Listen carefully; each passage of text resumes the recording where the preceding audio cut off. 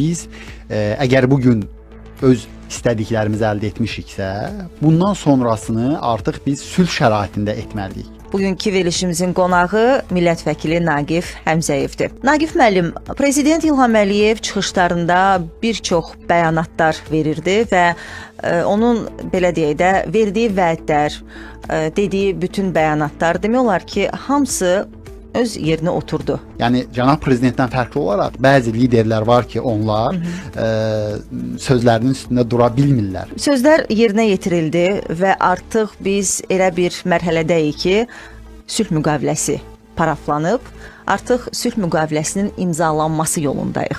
Burada həm Qərb Azərbaycanlıların hüquqlarının müdafiəsindən söhbət gedir, onların öz dədəva torpaqlarına qayıtması, Cənubi Qafqazda bir Qafqaz ailəsinin formalaşması, çünki Gürcüstan-Azərbaycan münasibətləri yüksək səviyyədədir. Ermənistan da bu ailəyə qoşula bilər, əgər istəsə, səmimi olsa. Kifayət qədər münaqişə dövrünü yaşamışıq. Bugündən sonra gələcək nəsillər dinç şəraitdə yaşasınlar, region dövlətlərinin, region xalqlarının iqtisadi inkişafı güclənsin, sosial rifahı yaxşılaşsın və bir sözlə biz birlikdə öz həyatımıza davam edək.